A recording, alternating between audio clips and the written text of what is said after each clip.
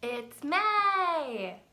That means it is Mental Health Awareness Month, and that's my jam!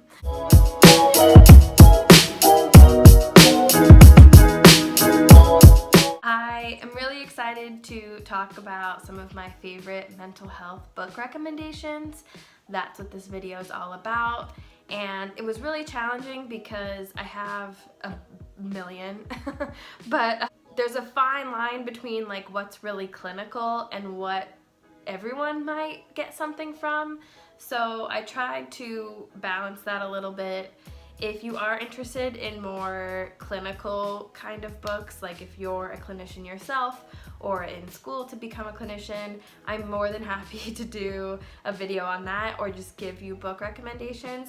I do plan to follow up and have a WordPress post about these books just because it might be easier to just see them in that format, but I did also want to give them the time to talk about a little bit. May is also Foster Care Awareness Month, and I have two book recommendations that fall into that category. It is something that feels really important to me and that I'd love to talk about a little bit further. For those of you who don't know, I think I have mentioned this before, but I am a therapist in my normal life. And what I know none of you know, because I never talk about this ever, but reading was a big part of my transition into the field of mental health. It's funny because I just recently went to an author event where he posed the question, what is the book that made you a reader? And for me, that book was Cut, which is dark and deep and heavy, but those are the kind of books about real life troubles and struggles and things that go on that are real and about people that have always drawn me into reading and drawn me into this kind of work. So I do have a surplus of mental health read recommendations, and also just like memoir type books are my favorite genre. So if you ever are looking for those recommendations, please feel free to reach out because I will talk about that any day, anytime, guaranteed. I'm not going to go into deep specifics about each book. I have 9 books total, which is unfortunate. Like, I couldn't settle on 10 and I don't know. I have 9. But they're broken up into 4 different categories. One being like therapy in general, just books that I think speak well to that experience. I have foster care recommendations. I have trauma recommendations, and then drugs or medication recommendations. All within the realm of mental health, all spectacular.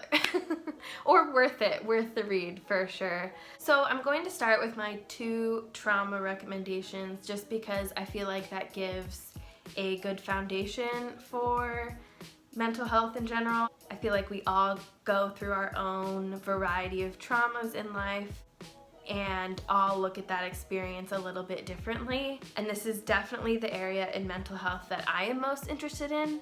So I have a lot of books on this topic, but I'm going to talk about 2 of them today. And these are the 2. The first one is Blind to Betrayal by Jennifer Freyd and Pam Birrell.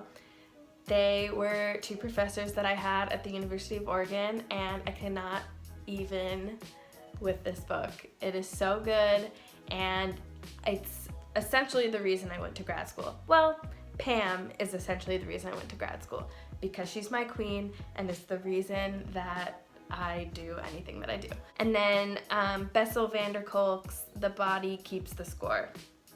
This is also another great book about trauma. It's a little bit more in the jargony clinical realm of trauma, but I think it does a really great job speaking to the different experiences of trauma and how much trauma impacts your body. These are 2 really different reads. Specifically, Pam's and Jennifer's book is about betrayal trauma, which is when somebody that you depend on betrays you in a traumatic way. That's like the most bare minimum way that I can explain it. It is really interesting and I think really speaks to a lot of the variety of experiences in trauma and is one that's really important to know about. And I think this book in particular really covers a lot of the everyday things that people don't really recognize about themselves or really know about their experiences of trauma, just how much it impacts you. For example, it talks about how depending on the time of year you experienced a trauma, that inherently those times of the year will be more challenging for you. I think that that is really helpful to know about yourself and really promotes great self-awareness. So these two are fantastic and I highly recommend them. Pam, all the love. Since we're teetering a little bit on the clinical side, I am gonna go into the medication and drug books that I recommend, and they are both by Robert Whitaker. What a surprise. And they're Anatomy of an Epidemic and Mad in America. They're both so fantastic and so real and raw and really tell the truth about psychotropic drugs and what they really do to your body and how they impact you. And I'm not by any means saying one opinion or another about drugs. I think that you should do what works for you, and I think that it's really important to keep informed about what that industry does. Mad in America is a little bit more frightening, I think, in terms of like, oh my gosh, nobody knew all this stuff was happening, but it's also really real and helpful to read, I think. And Anatomy of an Epidemic is a game changer. There's just no denying the truths in this book. It's just really helpful and validating because I hear so many mixed stories about people's experiences with drugs and medication, and I feel like this can really help with just a little bit of guidance to that, and maybe just a little bit of like redirection and reframing or finding really what works as opposed to what is pushed onto you. So I don't want to get too deep into this topic just because it is really controversial, and it is just, there's so many different opinions and so much different research, but my one recommendation is really just try to inform yourself and seek out what's true. These two books will get you there. And then because it is Foster Care Awareness Month, I cannot go without talking about these two books just because they are so incredible, and let's just get into them. Two books I want to talk about for Foster Care Awareness Month are Three Little Words and then her follow-up book, Three More Words. Both of these books are written by Ashley Rhodes-Courter. They're so multifaceted because they are raw and real and emotional, and I think when I read it, I feel like she is giving her full self into this story just to really share about the truth of her experience in foster care. And that's what her first book is about. It's about her experience going through the foster care system, essentially like from childhood into emerging adulthood. And then her second book, Three More Words, are her experiences as an adult and then parenting foster children. And if you're going to read her first book, I think that on its own is fantastic, but to me what was really impactful was the experience as a whole, and knowing what she knew as a child, going into a parenting situation with other foster children. I feel like I've never read a book like this that illuminates strength so significantly. It's just, it's like unreal, the things that she does, the self-awareness she has, and like how much she and her partner push themselves to really be all they can for these kids. It's just like, they're incredible. I highly, highly recommend them. I feel like if that's the only thing you do for Foster Care Awareness Month, it's incredible. So definitely check these out. I did see that Three Little Words is also available on Hoopla. If you put in your library card, you can check it out. The audiobook, whatever format works for you, it is available. They're both great, both worth it.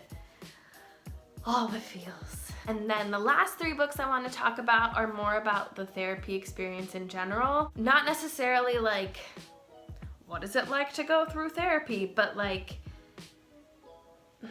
I'll explain. These are the three books. They're all really different. I'm gonna start with this one.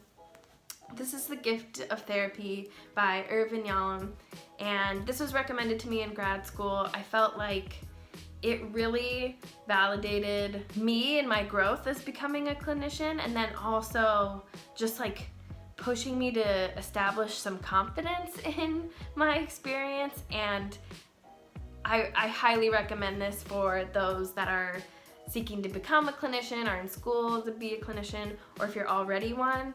I think it's really great. And I also think it's just really helpful for those that are interested in therapy. I thought it did a really great job going through what to expect in that way, and you get a little bit of insight into what it's like to be a new therapist. This is a book that's more just like about that experience.